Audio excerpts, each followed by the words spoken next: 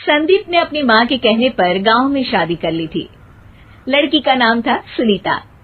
माँ का कहना था एकदम मॉडर्न बहू नहीं होनी चाहिए, लेकिन उन्हें नहीं पता था कि गांव से आने वाली बहू सुंदर सुशील तो होगी और उसको गांव से बाहर भी निकाल लाएंगे, लेकिन उसके अंदर का गांव कैसे बाहर निकलेगा।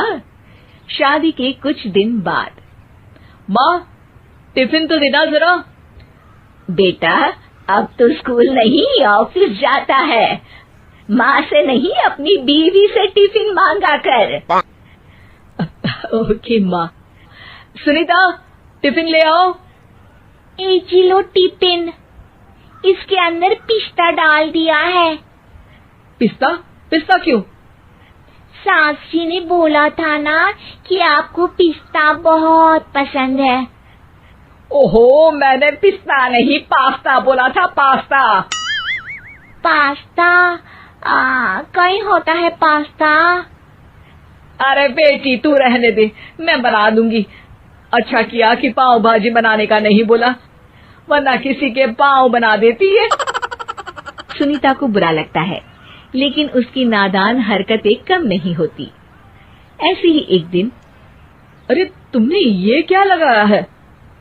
अरे आप वो फूस फूस करके लगाते हैं ना, वही। डियो? का दियो? किसको दियो?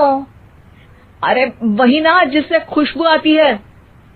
हाँ सही पकड़े हैं। अच्छा लेकर तो आना। कौन सा डियो लगाया तुमने?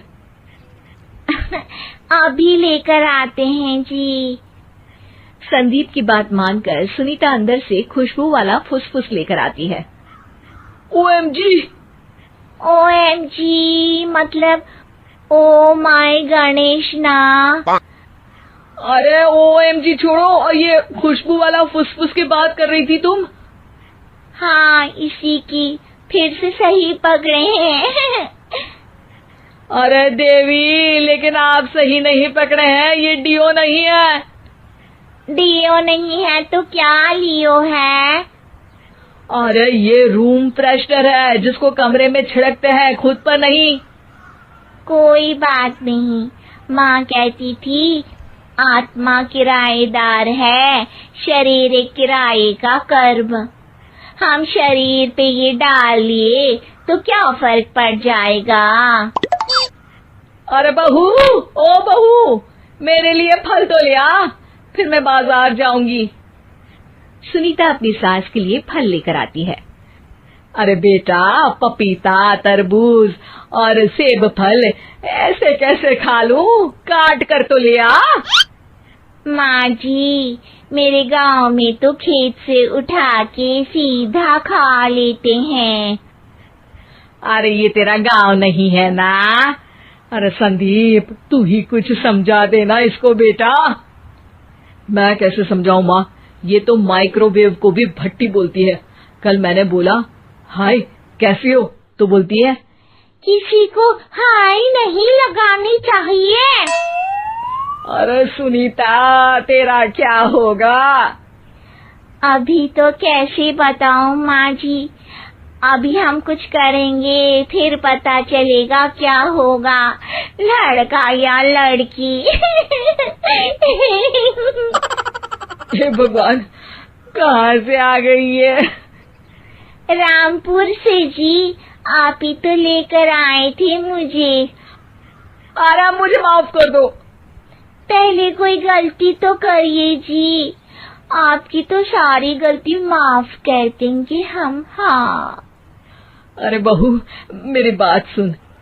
फल यानी कि फ्रूट जब भी लाए ना तो काट कर लाना, ठीक है?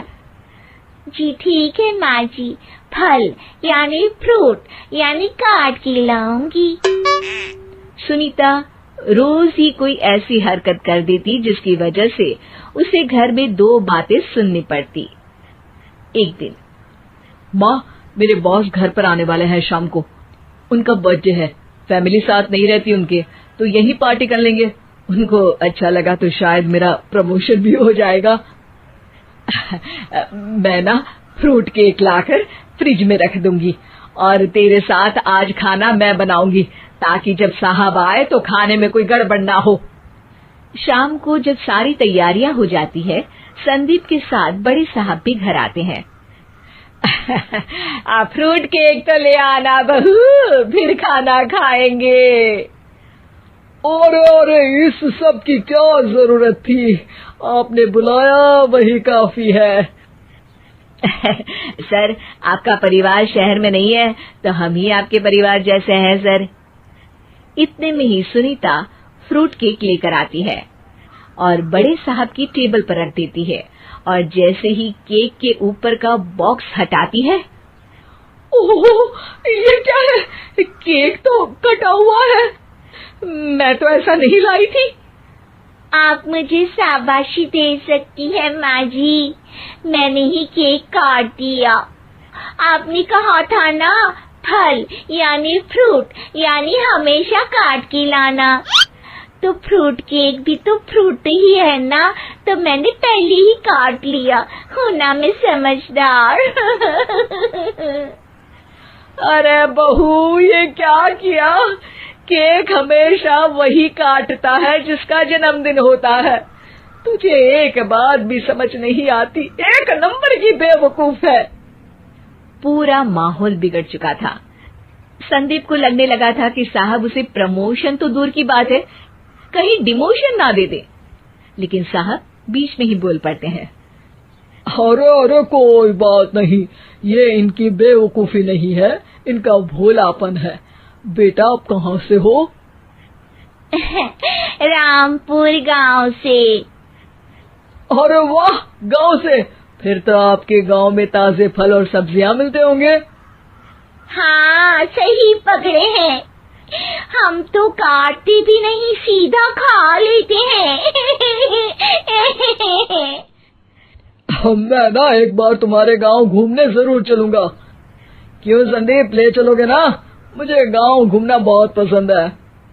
बस फिर क्या था, संदीप और सास दोनों खुश हो गए, क्योंकि साहब को सुनीता ने गांव की बात करके खुश कर दिया था। अब संदीप का प्रमोशन पक्का था। शिक्षा, कभी भी किसी भी गलती पर घबराना नहीं चाहिए। हो सकता है कि उस गलती की वजह से आगे बड़ा फायदा हो जाए।